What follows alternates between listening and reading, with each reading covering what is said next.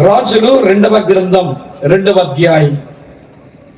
రాజులు 2వ గ్రంథం 2వ అధ్యాయం చదువుతున్నాను, చూస్తారా? ఈ మంచి మాట ఇలా వ్రాసి ఉంది. 12వ వచనం, క్షమించండి 11వ వచనం తల్లి, 11వ వచనం. ఇంటమ వారు ఇంకా వెళ్ళుచు మాటలాడుచుండగా ఇదిగో అగ్ని రథమును అగ్ని గుర్రములను కనబడి వీరిద్దరిని వేరు చేసెను. అప్పుడు ఏలియా సుడిగాలి చేత ఆకాశమునకు ఏమాయెను? ఆరోహణమాయ్. ఈయన చావు చూడలా, ఈయన కూడా మరణమును చూడలా. మరణించక మునిపే మరణమును రుచి చూడకుండా అని దేవుడు ఆయన తీసుకుని పోయాడు, ఆయన ఎత్తబడిపోయాడు. ఏలియాను దేవుడు అలాగా ఆరోహణ అనుభవంలోకి నడిపించడానికి గల కారణం ఏంటో చెప్పనా? ఈయన గురించి కూడా 2 మాటలు చెప్తాను. రాజులు 1వ గ్రంథం 17వ అధ్యాయం చదవండి. 2వ వచనంలో ఏమి రాస్తుందో? రాజులు 1వ గ్రంథం 17వ అధ్యాయం 2వ వచనం. పిమ్మట యెహోవాకు అతనికి ప్రత్యక్షమై, నీవు ఇచ్చటి నుండి తూర్పునకు పోయి యోర్దానుకు ఎదురుగా ఉన్న కెరీతు వాగు దగ్గర దాగి ఉండము. ఏలియా ఎత్తబడ్డానికి అతని దగ్గర తొలి అనుభవం ఏంటో తెలిసిన కెరీతు వాగు దగ్గర దాగి ఉండడం. కెరీత్ అనే మాటకు అర్థం ఏంటో తెలిసిన ప్రత్యేకత అని అర్థం. నిజముగా ఏలియా ప్రత్యేకించబడ్డాడు. అమ్మా వింటున్నారా? ఇశ్రాయేల్ అందరూ బయలుదేవతను ఆరాధిస్తున్నారు. రాజుగారు బయలుదేవతను ఆరాధిస్తున్నాడు. రాణి యెజబెలమ్మ బయలుదేవతని ప్రోత్సహిస్తా ఉంది, ఆరాధనని. అందరూ అలాగైపోతే తనొక్కడు మాత్రమే దేవుని కొరకు ప్రత్యేకించబడ్డాడు. దేవుని స్తోత్రం చెబుదామా? అయితే ఒక విడ్డూరమైన విషయం చెప్తాను, వినండి. వాళ్ళందరూ బయలుదేవతను ఆరాధిస్తున్నారు కానీ వాళ్ళకి వర్షం లేదు, పంటలు లేవు, తినడానికి తిండి లేదు, త్రాగడానికి నీరు లేదు. కానీ దేవుని కొరకు ప్రత్యేకించబడిన ఏలియాకు మాత్రం త్రాగడానికి కెరీతు వాగు నీళ్లు ఉన్నాయి, తినడానికి కాకులు హోటల్ నుంచి భోజనాలు వస్తున్నాయి. హోటల్ పేరేంటి? కాకుల భోజనశాల. అక్కడ నుంచి వస్తున్నాయి భోజనాలన్నీ. ఈయనకి తినడానికి కొదువ లేదు, తాగడానికి కొదువ లేదు. దేవుని కొరకు ప్రత్యేకించబడాలే గాని దేవుడు ఏ కొదువులు తన పిల్లలకు చేయరండి. చప్పట్లు కొట్టి స్తోత్రం చెబుదామా? మన కర్మేంటో గాని మనకు ప్రత్యేకించబడ్డమే రావట్లా. పేతురు ఏమని ప్రసంగం చేశాడు?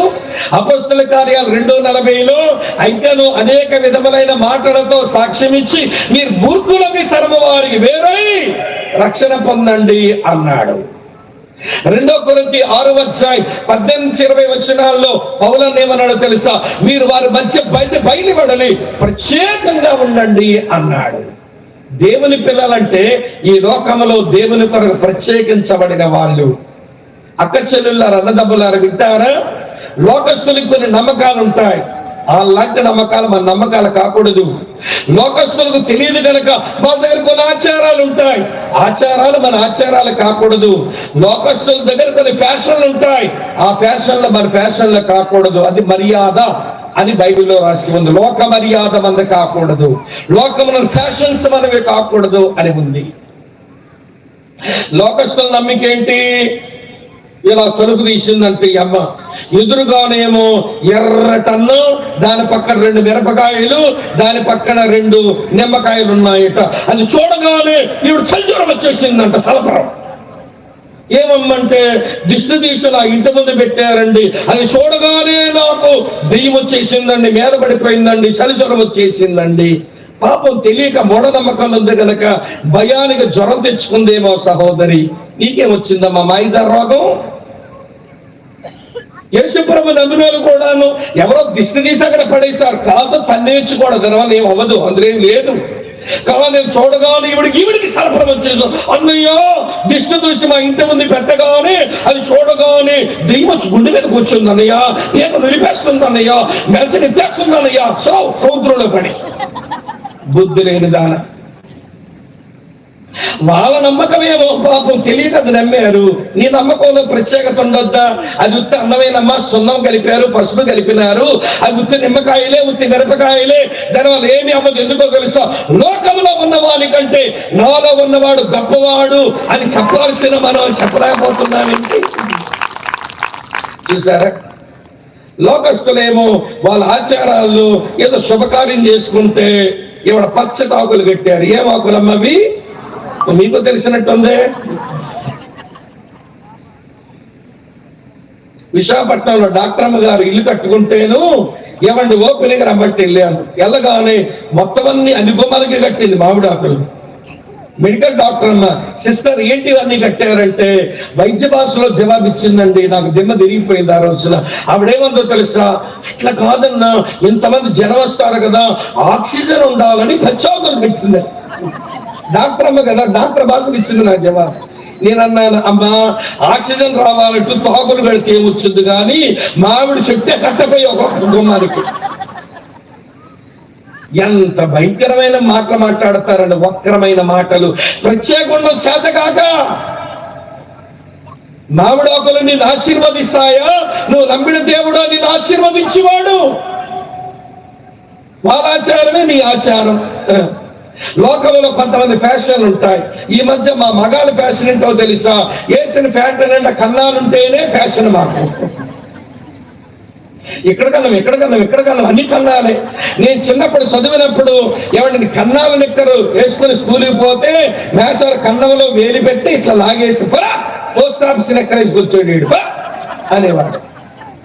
మరి ఈ మధ్య ఏంటో మా కుర్రోళ్ళకి అందరికీ పోకిరితనం, ఫ్యాంట్ నిండా కన్నాలు. ఇది ఫ్యాషన్. ఏంటి లోకంలో ఫ్యాషన్ ఇవి తెచ్చుకున్నారు, ప్రత్యేకత లేదు. ఏమి తెగనవ్వేస్తున్నారు ఆడాళ్ళు?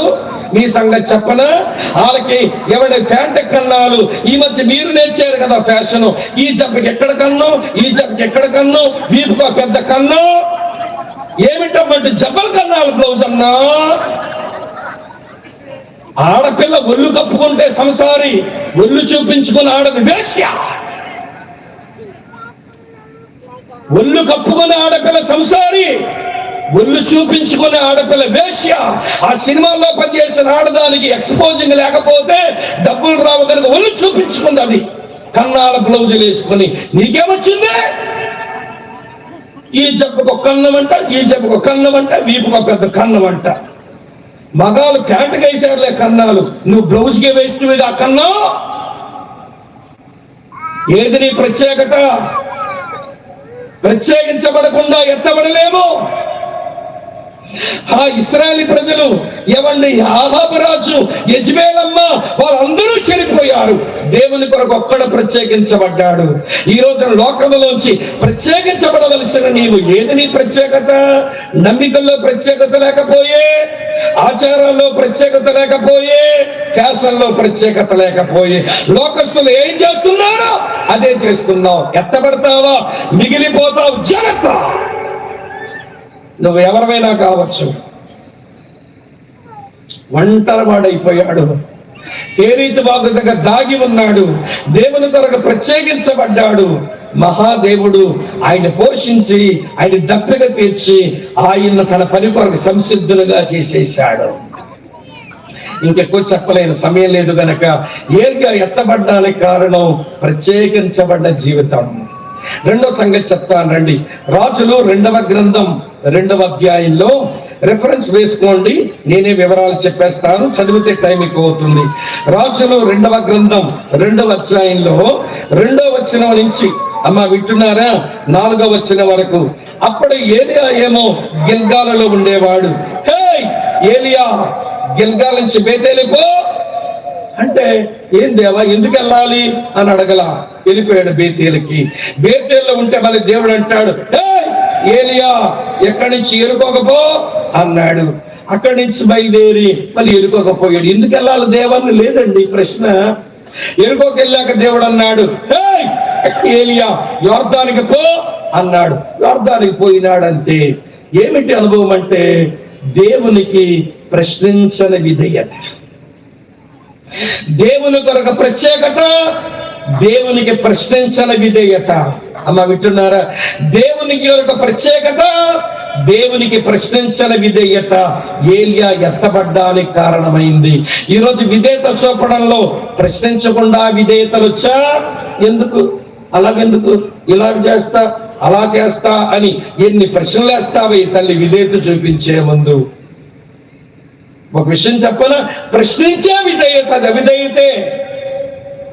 దేవుడు ఒక మాట సెలవిచ్చాడనంటే మారు దేవుని ప్రశ్నించకుండా విధేయత చూపినప్పుడే అది సరైన విధేయత. యేసయ్య అలా విధేయత చూపినాడమ్మా. హెబ్రీ పత్రిక 5వ అధ్యాయం 8వ వచనంలో ఉంటుంది, ఆయన దేవుని కుమారుడై ఉండియు తాను పొందిన శ్రమల వలన విధేయత నేర్చుకున్నాడట. ఫిలిప్పీయులకు రాసిన పత్రిక 2వ అధ్యాయం 8వ వచనంలో అంటాడు, శిలువ మరణం పొందినంతగా తాను విధేయత చూపిన వాడై అని రాసి ఉంది. ఇప్పుడు నేరుగా మీ ముఖం మీద అడుగుతున్నా, ప్రశ్నించని విధేయత వచ్చా? రాజాది రాజా రావే, రాజులకు రాజువై రావే అని పిలిచేస్తే ఎత్తబడిపోతాను అనుకోవద్దు.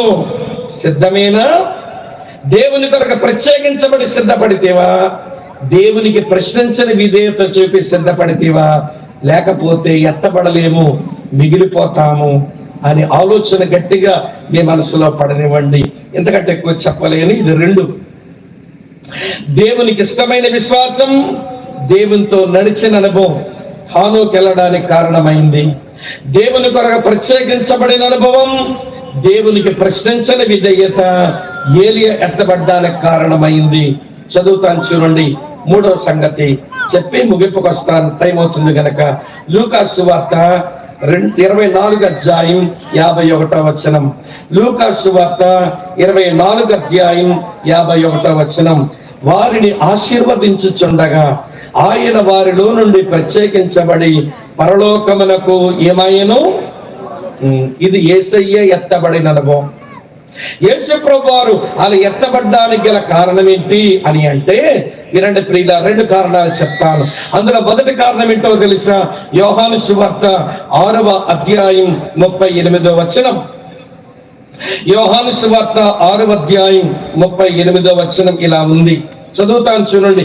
నా ఇష్టము నెరవేర్చుకుంటకు నేను రాలేదు, నన్ను పంపిన వాని చిత్తము నెరవేర్చుటకి నేను పరలోకము నుండి దిగి వచ్చేదని.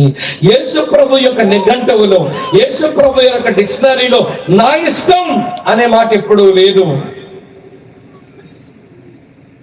నా ఇష్టమని పలికిన వాడు కళ్ళు ఓడబెరకబడి, జుట్టు గొరిగించబడి, తిరగలి విసురు వంటి వాడయ్యాడు. పాత నిబంధనలో సంసోను. నా ఇష్టం అనే మాట దేవుని పిల్లలకు తగదు. మన జీవితంలో ఉండవలసింది దేవుని ఇష్టం అనే మాట.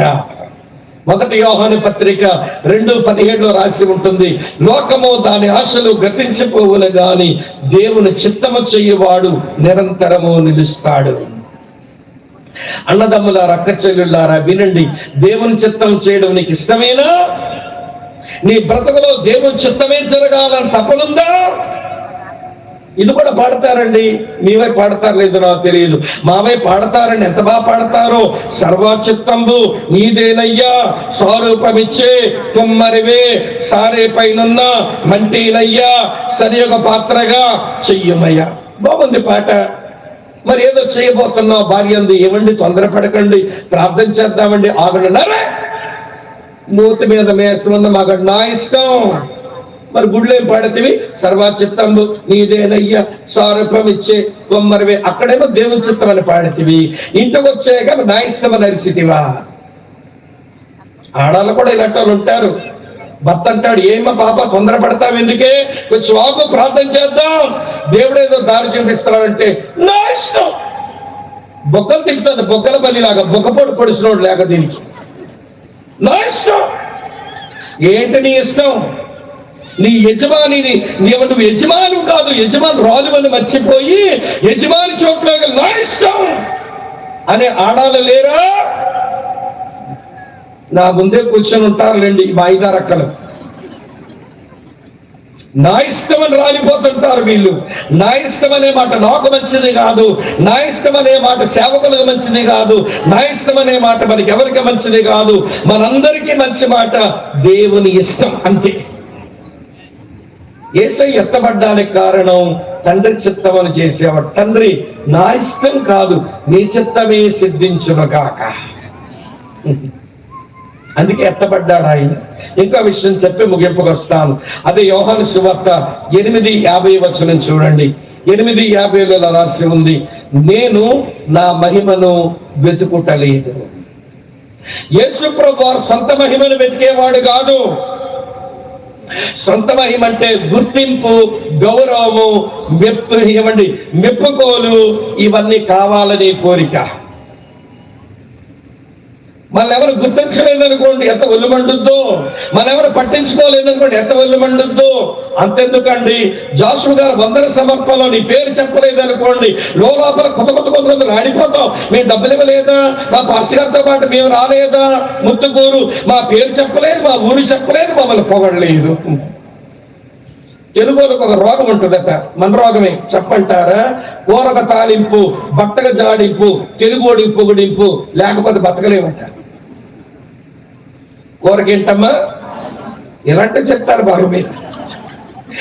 కూరక తాలింపు, బట్టకేంటి బాబు జాడింపు, తెలుగోడికి ఏముండాలట పొగుడింపు. ఎవడో పొగుడుతుంటే పులిసిపోతుంటామండి మనం. మీ వైపు ఉంటుందో లేదో నాకు తెలియదు. మా వైపు ధనుర్మాసంలో అంటే డిసెంబర్ 15 నుంచి జనవరి 15 వరకు గంగిరెడ్ల ఆయన ఎద్దును బాగా డెకరేట్ చేసుకుని ఇంటి ముందు తెస్తాడు. తెచ్చి ఇంట్లోని పొగడిస్తాడు ఎద్దుతో. ఎలా పొగడిస్తాడో తెలుసా?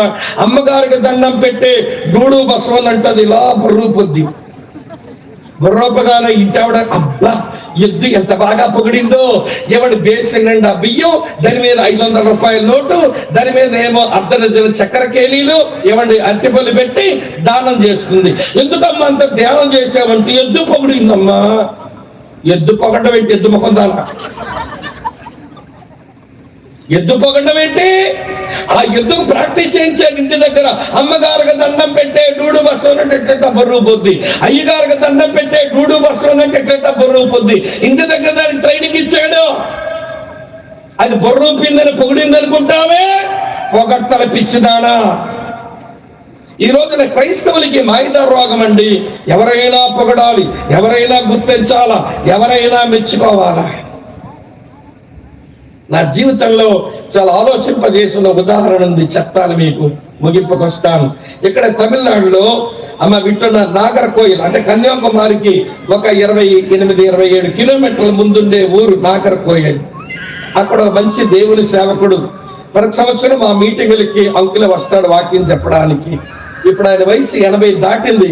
మన నవంబర్లో వచ్చి వాక్యం చెప్పారు మా దగ్గర అంకుల్. ఆయన నేను ఒకసారి కన్యాకుమారిలో ఉన్నా, ఒక ట్రైనింగ్ ప్రోగ్రామ్ జరుగుతుంది, నేను కూడా ఉన్నాను. సిఎస్ఐ చర్చిలో మీటింగ్స్ అన్నమాట. సరే, ఆ శనివారం రాత్రి సంఘ పెద్దలందరూ వచ్చి నన్ను, ఆయన్ని ఇంకా కొంతమంది చెప్పారు, రేపు మనం ఎమ్మెల్యే గారింటికి వెళ్ళి భోజనంకి వెళ్ళాలి, మీరు వచ్చినప్పుడే రెడీ రండి అన్నారు. నేను అడిగాను, ఎమ్మెల్యే గారింటికి ఎందుకండి అంటే, ఎమ్మెల్యే గారు మా చర్చ్ మెంబర్ అండి అన్నారు. చర్చ్ మెంబర్ అయితే మరి మీటింగ్లు అయ్యి ఆయన రాలేదు కదంటే, రాకపోవడం ఏంటి బ్రదర్, అక్కడ కూర్చున్నాడే తెల్ల పంచి తెల్ల షర్ట్ వేసుకుని డ్రమ్ వాయించాడే ఆయన మా ఎమ్మెల్యే గారు అన్నారు.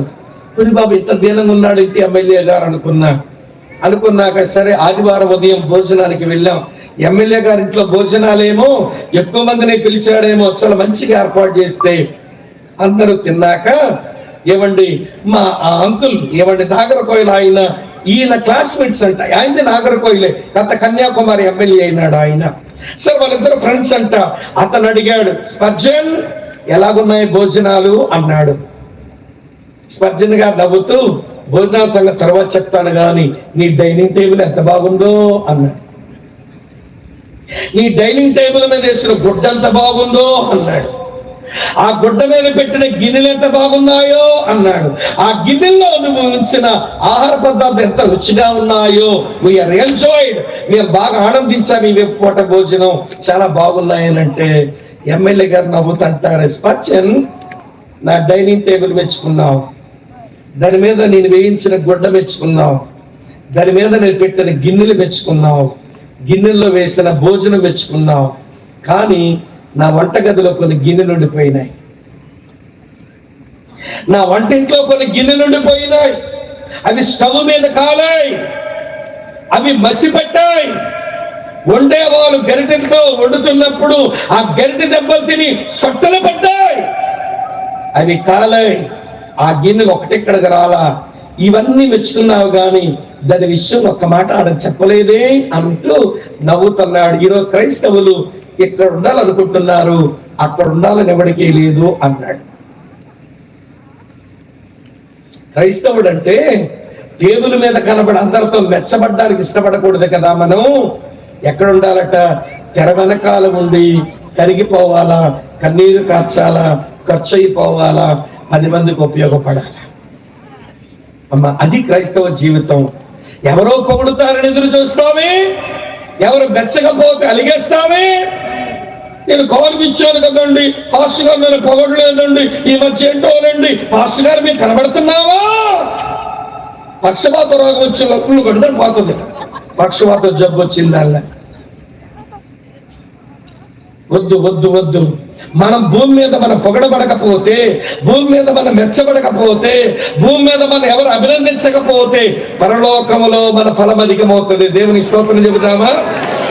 ఎవరైనా పొగిడితే దండ పెట్టండి. అయ్యా నన్ను పొగడొద్దండి, నా పేరు చెప్పొద్దండి, మీరు దండ పెడతానండి. నా పరలోకంలో వచ్చే బహుమానం పోగొట్టుకోకండి, మీరు పాడు చేయకండి, మీరు దండ పెడతా అని తప్పించుకొని పోవాలి. కానీ పొగుడుతుంటే ఇలాగ ఎవరు పడ్డా నీకు భక్తి అర్థమై చావలా. యేసయ్య అంటున్నాడు, నేను నా మహిమ కొరకు బతకడల్లా, నా అంతటా నేనే రాలేదు. వచ్చానని చెప్తే కాదా? తనంతటానే రాలేదా? కానీ నా తండ్రి పంపిస్తూ వచ్చానంటున్నాడు. నా అంతటా నేనే మాట్లాడడం లేదంటాడు. తనుగుతాను మాట్లాడలేడా? నా తండ్రి ఇచ్చిన మాటలే చెప్పానంటున్నాడు. తనుగుతాను కార్యాలు చేయలేడా? చేయగలడు. కానీ నా తండ్రి ఏం చేయమంటే అది చేశానని చెప్తున్నాడు. మహిమ ఎవరికి ఇస్తున్నాడు ఆయన?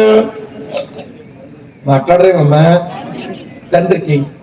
ఆయన మాత్రం దాగి బతుకుతున్నాడు. నేను నా సొంత మహిమను వెతుకుతూ తిరగడం లేదు. వింటున్నారా? నేను దాగి బతకాలనుకుంటున్నాను. ఈ రాత్రి వేళ అడుగుతున్నాను ఒక మాట. ఎత్తబడాలని నిజంగా ఆశపడితే నీ బ్రతుకులో ఏది సంభవించినా, నువ్వు ఏది చేయగలిగినా మహిమ దేవునికి వచ్చినట్లుగా బ్రతుకు. అక్క, చెల్లి, తమ్ముడన్న నువ్వు ఎత్తబడతావు. సరే వినండి. దేవునికి ఇష్టమైన విశ్వాసమును కలిగి దేవునితో నడిచి హానోకు ఎత్తబడ్డాడు. మంచిది. దేవుని కొరకు ప్రత్యేకించబడి దేవునికి ప్రశ్నించని విధేయత చూపి ఏలి ఎత్తబడ్డాడు. మంచిది. దేవుని చిత్తమును చేసి దేవుని మహిమపరిచి యేసయ్య ఎత్తబడ్డాడు. మంచిది. ఇవన్నీ చెప్పుకోని విషయం ఏంటో తెలుసా? యేసుప్రభువు త్వరగా వస్తాడు అని ఆయన కొరకు కనిపెట్టడం వల్ల శక్తి ఏంటో తెలుసా? అలా ఎవరైతే కనిపెడుతూ ఉంటారో దేవునికి ఇష్టమైన విశ్వాసం నేర్చుకుంటారు, దేవునితో నడవడం నేర్చుకుంటారు, దేవుని కొరకు ప్రత్యేకించబడతారు, దేవునికి ప్రశ్నించని విధేయత చూపుతారు, దేవుని చిత్తమేం చేస్తారు, చివరికి దేవుని మహిమ కొరకు బ్రతుకుతారు. అలా బ్రతికిన వారు యేసుని ఎరగక నాశనానికి వెళుతున్న, తీర్పుకు వెళ్ళిపోతున్న ఆ మనుషుల కొరకు భూమి మీద పనిచేస్తారు. నెల్లూరు మొదలుపెట్టి బాపట్ల తీర ప్రాంతం వరకు యేసుని ఎరగని గ్రామాలున్నాయి, సంగమలేని గ్రామాలున్నాయి. అవి మిగిలిపోయావే. నువ్వు నిజంగా ఎత్తబడే గుంపుకు చెందిన దానవైతే, నువ్వు ఎత్తబడే వ్యక్తివైతే, ఈ సేవకుల సహాయంతో వీళ్ళు పరుగులు పెడుతుంటే వెనకాల నిలిచి సువార్త అందని ఊరికి సువార్త వెళ్ళేలాగా, సంఘం లేని చోట ఒక సంఘం స్థాపించబడేలాగా, మీ సంఘాలకు కొన్ని ఉపసంఘాలు తయారవునట్లుగా ఈ సేవకులతో చేతులు కలుపుతావా? నేను ఎత్తబడే గుంపుకు చెందిన దాననైతే, నేను ఎత్తబడే గుంపుకు చెందిన వాడనైతే, ఈ సేవకులు ఈ తీర ప్రాంత ప్రజల కొరకు, రక్షణ కొరకు వీరు ప్రయాసపడి సేవ చేస్తుండగా వీళ్ళ చేతులు చెయ్యి వేస్తా, వీళ్ళ అడుగులో అడుగు వేస్తా, వీళ్ళ పరిచర్యకు నేను సహాయపడతా. సువార్తందని ఊరు మా తీర ప్రాంతాలు ఉండకూడదు, సంఘము లేని ప్రాంతం మా తీర ప్రాంతాల్లో ఉండకూడదు. నేను ఎవరో ఒక అమ్మ చెప్తున్నారు, ఆ రోజుల్లో మా పెద్దలండి 200 300 మంది ఈ తీర ప్రాంతాలకు నడుచుకుంటా సువార్తకి వెళ్ళేవాళ్ళు. ఎక్కడ పడుకున్నామో, ఏమి తిన్నామో, గిసగో ఏం పట్టించుకోలేదండి. ఈ ప్రాంతాల సువార్త తిరిగే వాళ్ళమండి. ఈ రోజులు అలాంటి రోజులు కావు గనక పర్వాలేదు, అలా వెళ్ళకపోయినా ప్రార్థిద్దాం. ఏమండి, వ్యక్తులతో కలుసుకుందాం. యేసుప్రభు ఎందుకు దేవుడో చెప్దాం, ఎలాగ వాళ్ళ పాపాలకు మరణించాడో చెబుదాం, ఎలాగ మృత్యుంజయుడో తిరిగి లేచాడో చెబుదాం, ఎలా వెళ్ళిపోయాడో చెబుదాం, ఎలా తిరిగి వస్తాడో చెబుదాము. ఆ మాటలు విన్న వారు రక్షణ పొందితే వాళ్ళతో ఒక సంఘాన్ని స్థాపిద్దాము. సువార్త అందని ఊరు మీ తీర ప్రాంతంలో ఉండకూడదు అనుకో. సంఘము లేని ప్రాంతం మీ తీర ప్రాంతాల్లో ఉండకూడదని తీర్మానించుకో. ఈ మీటింగులకు ఏదైనా ఫలం ఉంటుంది, లేకపోతే నేను అరిసిన నా శ్వాస వృధాయే, ఈ డబ్బు ఖర్చు వృధాయే, ఈ సేవకుల ప్రయాస కూడా వృధాయే. యేసు ప్రభు త్వరగా రాబోతున్నాడు. ఆయన కొరకు కనిపెట్టుకునే వాళ్ళం నూతన బలము కలిగిన వారమై అనేక పరిగెత్తుతూ సమస్యలకు నడిచిపోతూ పక్షిరాజు వల్ల రెక్కలు చాపుకొని పైకి ఎగిరే వాళ్ళలాగా వినండి, బ్రతుకుదాము. మనం ఉన్న ప్రాంతంలో దేవుని పని జరగనిద్దాము. దాని కొరకు ప్రార్థన చేస్తావు, దాని కొరకు ఉపవాసమే ఉంటావు, దాని కొరకు కానుకే దాసిస్తావు, సేవకులకు సహకరిస్తావు, మందిరం పని చేస్తావు, సువార్త చెబుతావు, సంఘంలో కొత్త పని తెస్తావు. ఏదన్నా చెయ్యి. నేనేది చెయ్యలేనంటే నువ్వు ఉండడం అనవసరం. నేనేమి చేయలేనండి దేవుని కొరకు అనే మాట నీ మాట అయితే నువ్వు అసలు భూమి మీద అనవసరం. ఈ భూమికి నువ్వు ఒక బరువు, నేను ఒక బరువు. ప్రభువా కనికరించవా.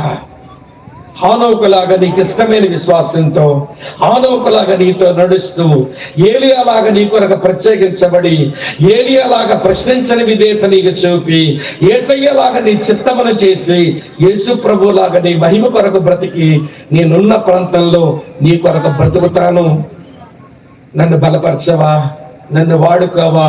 ముందు నా ఇంటి వారి కొరకు వాడుకో, తర్వాత నా బంధువుల కొరకు వాడుకో, తర్వాత నా స్నేహితుల కొరకు వాడుకో, తర్వాత నా ఇరుగు పొరుగు వారి కొరకు వాడుకో, తర్వాత నా గ్రామం కొరకు వాడుకో. మెట్టుకు నేను ఉన్న చోట నీ సువార్త చెప్పబడాలా, అనేకులు నీ బిడ్డలుగా మార్చబడాలా. ఇదే నా ధ్యేయం, ఇదే నా ఆశ అనుకుంటే ఈ మీటింగ్ ఆశతోనే ముగించుకుని ఈ తీర్మానంతో మన ఇళ్ళకి వెళదాం. తల వంచండి, కళ్ళు మూసుకోండి. మోకరించే అవకాశం ఉన్నంత మోకరించండి. కళ్ళు వంచండి, కళ్ళు మూసుకోండి, మోకరించండి. అమ్మ నిలబడొద్దు, మోకరించండి. మీరు మోకరించలేకపోతే నిలబడండి, పర్వాలేదు. కళ్ళు మూసుకోండి వెంటనే, కళ్ళు మూసుకోండి వెంటనే.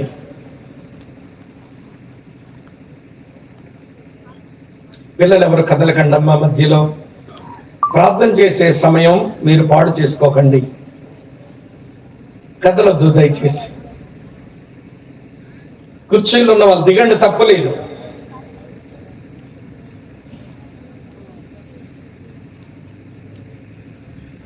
స్త్రీ సంతానంగా వస్తానన్నాడు, వచ్చి పని ముగించుకొని వెళ్ళిపోయాడు.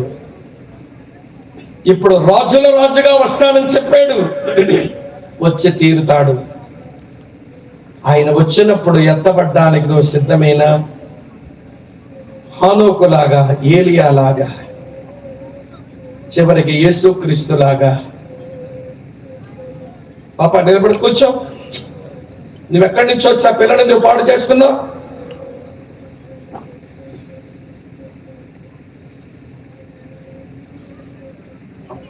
దేవునికి ఇష్టమైన విశ్వాసమా, లేకపోయే దేవునితో నడిచిన అనుభవాలా లోపించే, దేవుని కొరకు ప్రత్యేకించబడిన జీవితమా, లేకపోయే దేవునికి ప్రశ్నించని విధేయత చూపడమా, అలవాటు లేకపోయే దేవుని చిత్తం చేయటమా, అది మన నిఘంటువులో లేని మాట అయిపోయే, చివరికి దేవుని మహిమ కొరకు బ్రతకడము చేత కాకపోతే ఎలాగ ఎత్తబడతాం చెప్పండి? ఎత్తబడ్డానికి సిద్ధపడ్డ మన ఉన్న ప్రాంతాలలో దేవుని పని జరగాలి, సువార్త చెప్పబడాలి, సంఘాలు స్థాపించబడాలి. అన్న సోమన్న, అయిపోయినాయి మీటింగులు. గుట్టిగానే నేను నీకు ఇంటికి వెళ్ళలేను. ఒక తీర్మానం తీసుకొని ఇక్కడి నుంచి వెళతాను. ఈ 6 అనుభవాలు కలిగిన వాడనై, ఈ 6 అనుభవాలు కలిగిన దాననై నేను ఇంటికి వెళ్ళి నా ఇంటికి, నా బంధువులకి, నా స్నేహితులకి, నా ఇరుగు పొరుగు వారికి, నా గ్రామానికి దేవుని వెలుగు వచ్చినట్లుగా నేను బ్రతుకుతా. ఇదే నీ తీర్మానం అయితే ప్రార్థన చేసుకో. ప్రభుకు ఒక మాట ఇవ్వు. అయిపోయినాయి. డబ్బు చాలా ఖర్చు అయింది. ఇక్కడ చాలా మంది చెమట వచ్చి కష్టపడ్డారు. ఇక్కడ ఒక తీర్మానం జరగాలి. నువ్వు దేవుని కొరకు బ్రతకడానికి ఒక మంచి నిర్ణయం తీసుకుని ఇక్కడి నుంచి వెళ్ళాలి. ఎవరైనా తమ్ముడు స్వామి, అన్నయ్య స్వామంకుల్, దేవుడు నాతో మాట్లాడాడు ఈ రాత్రి.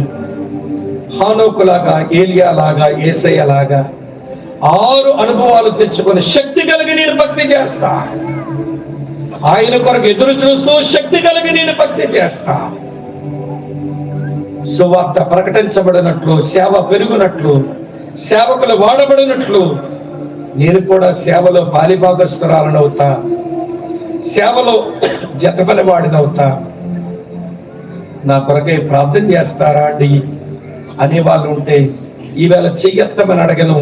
అది కొంచెం తేలికైన మాట. ఈరోజు ఉన్న పాటలు లేచి నిలబడతారా? మీ కొరకై ప్రార్థన చేస్తాను.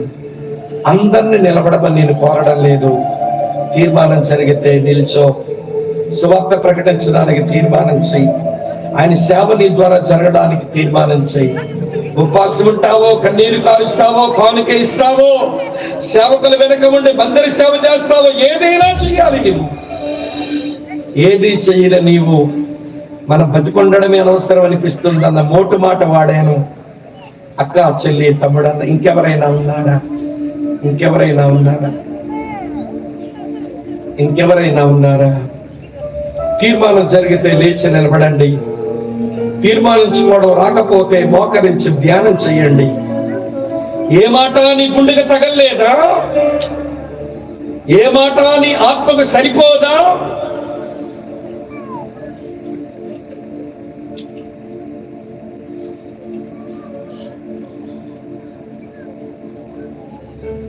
ఇంకెవరైనా ఉన్నారా? అమ్మా, చెల్లి తిరగకూడదమ్మా ప్లీజ్.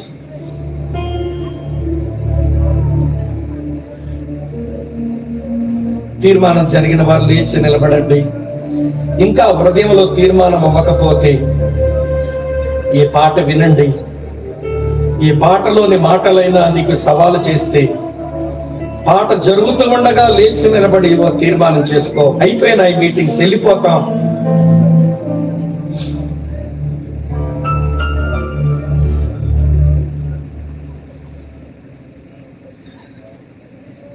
సువార్త అందని ఊరు ఉండనే కూడదు, సంగము లేని గ్రామం అసలుండనే కూడదు. సువార్త అందని ఊరు ఉండనే కూడదు, సంగము లేని గ్రామం అసలుండనే కూడదు. ఇదే ఇదే ఇదే నా లక్ష్యం, ఇదే ఇదే ఇదే నా ఆశయం. అందని ఊరు ఉండనే కూడదు, సంగమేని గ్రామం అసలుండనే కూడదు.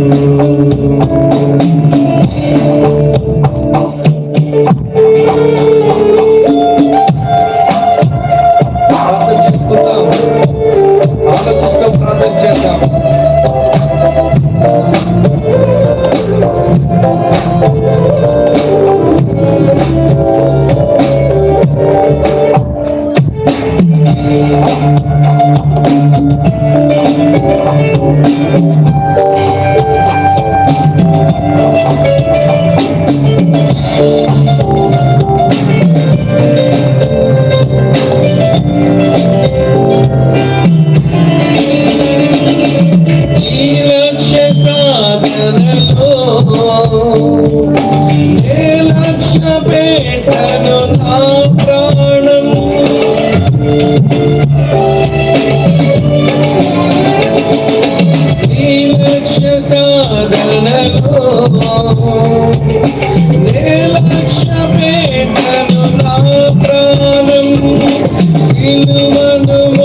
మోయుచు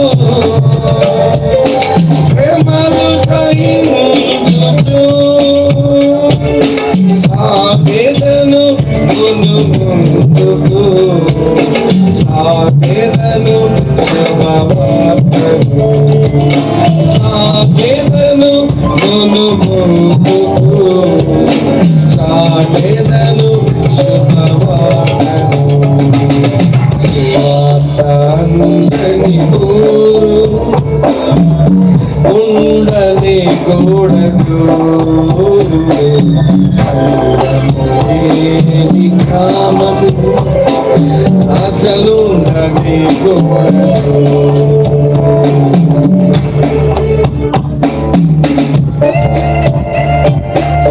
చాలా ప్రశస్తమైన గదియ ఈ తీర్మానం దేవుడితో చెప్పే సమయం ఒట్టిగానే వెళ్ళిపోతావా?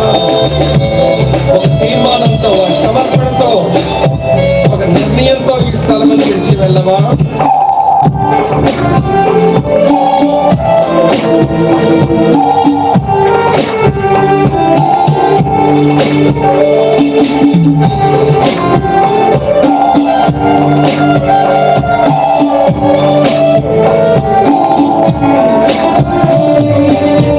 వస్తులైనా ఉంటాగాని ప్రభుని సేవను విడువను నేను.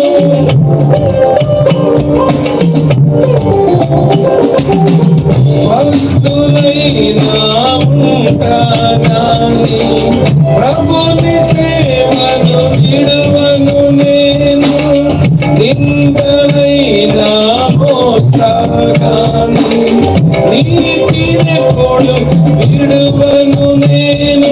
సాగెదను ముందుకు సాగెదను శుభవార్తను సాగెదను ముందుకు సాగెదను శుభవార్తను. సువార్తని ఊరు ఉండని కూడదు గ్రామం అసలుండని కూడదు. సువార్తని ఊరు ఉండని కూడదు గ్రామం అసలుండని కూడదు. ఇదే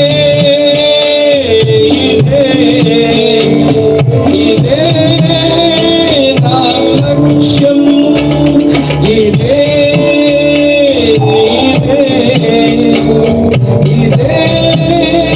నా ఆశయం, ఇదే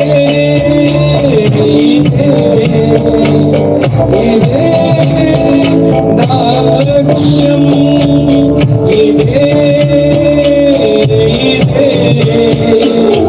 ఇదే నా ఆశయం, ఇదే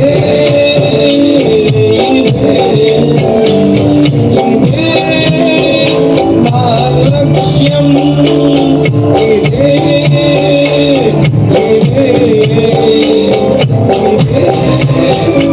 నా ఆశయం.